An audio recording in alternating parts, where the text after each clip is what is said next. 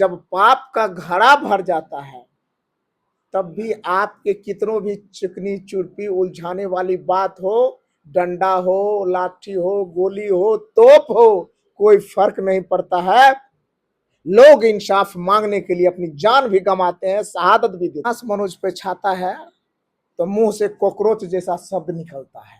छात्रों को रोकना चाहते हो, ये ठीक वैसे है कि कोई कहे कि मैं हवा को बंद करना चाहता हूँ। ये ठीक उसी प्रकार है जब कोई कहे कि मैं पानी को बंद करना चाहता हूँ। अरे हवा और पानी को बंद नहीं कर सकते हो और युवाओं को रोक नहीं सकते हो। जहां से मिलेगा रास्ता बना करके निकल जाएगा। अपना रास्ता खुद से बनाना जानता है युवा, ये रुकेगा नहीं। ये देश जब लाखों करोड़ों छात्र पूरा देश आंदोलनरत हो गया तब आया ऊंट पहाड़ के नीचे। नमस्कार, मेरा नाम प्रिया शर्मा है और आपने देखना शुरू कर दिया हमारे वीडियो को। हमारे साथ खास बातचीत करने के लिए महेसी से विधायक गौतम कृष्ण जी है। मैं इनसे बात करूंगी कि जिस तरह से जंतर मंतर की आग जो है पूरे बिहार नहीं पूरे देश में फैल चुके हैं। मैं बात करूंगी कि जिस तरह से सरकार छात्रों पे लाठियां चार्ज कर रही है, लड़कियों पे मतलब जिस तरह से बर्बरता कर रही है सरकार, जो है बच्चे जो है वो धर्मेंद्र प्रधान का इस्तीफा मांग रहे हैं। कैसे देखते हैं पूरे मामले को? सबसे पहले स्वागत है आपका। बहुत बहुत धन्यवाद। और मैं तो यही कहूंगा, जब पाप का घड़ा भर जाता है और जब नाश मनुज पे छाता है, ये दो कहावत चरितार्थ हो रहा है बीजेपी के लिए। जब नाश मनुज पे छाता है तो मुंह से कॉकरोच जैसा शब्द निकलता है। बेरोजगार अपने मेहनत से दिन रात योग्य बना करके सरकार से नौकरी मांगना क्या अन्याय है, क्या जुल्म है। और जब ऐसे विद्यार्थी छात्र सड़क पे उतरते हैं, लोकतांत्रिक मर्यादा में चलते हैं, तो उसको आप कॉकरोच कहते हो सिस्टम के द्वारा, तो ये कहाँ तक उचित है। एक बात ये है, तो नाश मजनू पे छाता है तो पहले विवेक मर जाता है और गलत भाषा का प्रयोग होता है। एक दूसरी बात, जब पाप का घड़ा भर जाता है तब भी आपके कितनों भी चिकनी चुरपी उलझाने वाली बात हो, डंडा हो, लाठी हो, गोली हो, तोप हो, कोई फर्क नहीं पड़ता है। लोग इंसाफ मांगने के लिए अपनी जान भी गंवाते हैं, शहादत भी देते हैं। आज वही स्थिति हो गई है इस देश की।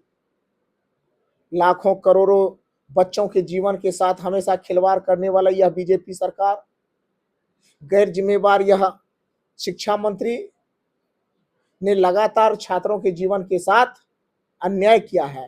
जब लाखों करोड़ों छात्र पूरा देश आंदोलनरत हो गया तब आया ऊंट पहाड़ के नीचे। अब बयान आता है मोदी जी का, आज 26 दिन से कहां गायब थे आप?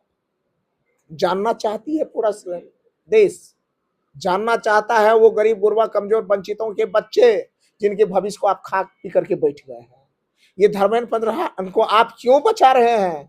आपका क्या हमदर्दी है उनसे, क्या लगाव है, अंदर का क्या साठ गांठ है, ये भी तो स्पष्ट कीजिए।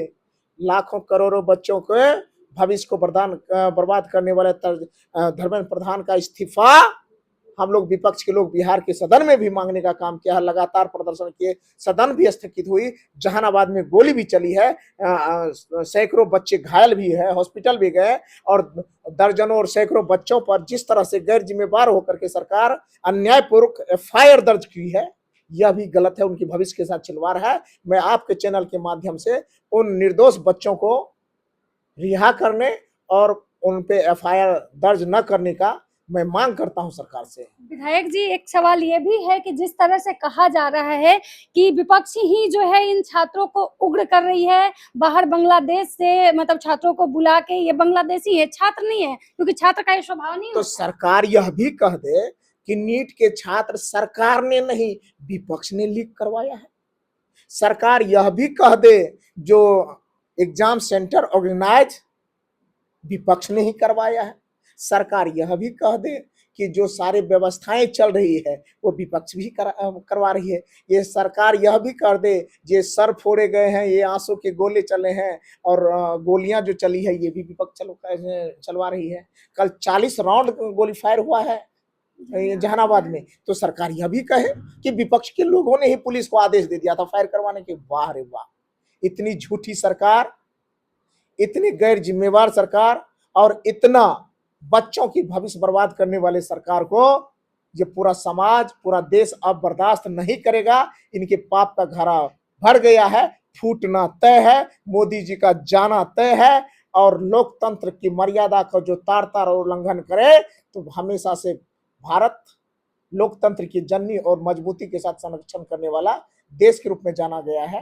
तो निश्चित रूप से अपने लोकतंत्र को बचाएगा, गैर जिम्मेवार और तानाशाह को खार फेंकेगा। लास्ट सवाल रहेगा कि हर विपक्ष के नेता राहुल गांधी गए, घेराव किए वहां पे, लेकिन आपके जो नेता हैं तेजस्वी यादव, उनका एक पोस्ट नहीं आता है। बहुत अच्छा, एक बात बताइए, पोस्ट की बात मत कीजिए, आप पोस्ट जाकर के देख लीजिए सोशल मीडिया पे। हमारे नेता ने आंदोलनरत छात्रों के साथ हमदर्दी जताई है, उनके अधिकार की मांगों के साथ अपनी सहमति और समर्थन भी जताया है। पूरी पार्टी रात दिन उनके समर्थन में, हम लोग सड़क से लेकर के सदन तक, आज भी सदन स्थगित हुआ है। आप देख सकते हैं हमारे नेता, चूंकि पहले से उनका कार्यक्रम तय था, उनको जानकारी भी नहीं थी, उससे पहले वो गए हुए थे, तो इसलिए ये नहीं कहें। लेकिन मैं इतना कहूंगा कि राष्ट्रीय जनता दल और महागठबंधन परिवार वैचारिक पार्टी है और विचारधारा पे काम करती है। तो हमारे नेता नहीं है, लेकिन हर व्यक्ति अपने आप को तेजस्वी यादव समझ करके सड़क से लेकर के सदन तक छात्र हितों की लड़ाई लड़ने का काम किया है। आप देख सकते हैं, ये एविडेंस किसी को से छुपी हुई नहीं इसीलिए है। आपके नेता लोग को गुंडा बताया जा रहा है विधानसभा में कि गुंडा है लोग। तो वही बात है, चोर बोले जोर से।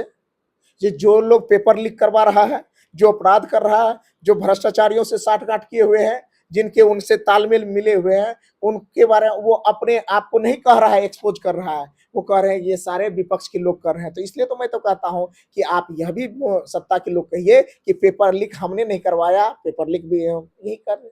तो जब आरोपी लगाना है तो सारी बात। रात में मैंने भी सोशल मीडिया पे एक पोस्ट डाला था कि भाजपा के लोग जहां भी मिले, जो भी मिले, उनसे आप सवाल कीजिए, बेरोजगारी पे, भ्रष्टाचार पर, शिक्षा पर, पेपर लीक पर, किसी भी मुद्दे पर सवाल पूछिएगा तो उनका 3 ही जवाब आता है। एक, नेहरू जी जिम्मेवार, दूसरा, लालू जी जिम्मेवार, तीसरा, राष्ट्रीय जनता दल जिम्मेवार। तो इनके अलावा अगर उन लोगों के पास कोई जवाब हो तो आप हमें बताइएगा, क्योंकि हर चीज। हाँ, दिल्ली के जंतर मंतर पे जो है नोट बनने के बाद खाना बंद हुआ है, स्विगी जोमेटो ये सब पर बैन लगा दिया गया। तो हम तो कहते हैं जंतर मंतर ने सैकड़ों आंदोलन को देखा, लोकतंत्र की जब जब धज्जियां उड़ाई जाती रही, तो जंतर मंतर लोकतंत्र को बचाने का गवाह बना है। बड़े बड़े आंदोलन देखे, बड़े बड़े तानाशाह को देखे, बड़े बड़े हिटलर और मोदी को भी देखा है। तो जब उसका नहीं चला तो इसका कुछ चलेगा। तुम छात्रों को रोकना चाहते हो, ये ठीक वैसे है कि कोई कहे कि मैं हवा को बंद करना चाहता हूँ। ये ठीक उसी प्रकार है जब कोई कहे कि मैं पानी को बंद करना चाहता हूँ। अरे हवा और पानी को बंद नहीं कर सकते हो और युवाओं को रोक नहीं सकते हो। जहां से मिलेगा रास्ता बना करके निकल जाएगा। अपना रास्ता खुद से बनाना जानता है युवा, ये रुकेगा नहीं। ये देश का भविष्य भी बनाना जानता है और अपने भविष्य का रक्षा भी करना चाहता है। इसलिए तानाशाही पे उतरी हुई है सरकार को मुंहतोड़ जवाब मिला है और मुंहतोड़ जवाब मिलेगा। लोकतंत्र का जब करारा जवाब मिलेगा, तमाचा मिलेगा, तो इसको बचाने वाला कोई नहीं मिलेगा। बैन लगाना सही है क्योंकि हजारों लोग वहां पे खाना भेज रहे थे ऑनलाइन। भोजन, पानी, वस्त्र, शिक्षा, स्वास्थ्य, ये हमारा जन्मसिद्ध अधिकार है, मौलिक अधिकार है। इस पे भी अगर कोई बैन लगाए तो इससे बड़ा दुर्भाग्यपूर्ण क्या होगा। इससे ज्यादा ज्यादती करने वाली सरकार और कौन सी हो सकती है जो लोगों की भोजन, पानी और हवा पे बैन लगाने की बात सोचने लगे। ये तो गैर बहुत बहुत गलत है और बड़ी तानाशाही का उदाहरण है। धन्यवाद। तो आप देख रहे थे कि हमारे साथ बात कर रहे थे महेसी से विधायक गौतम कृष्ण जी, और इन्होंने जो कुछ भी कहा पूरे वीडियो के माध्यम से मैंने आपको सुनाया।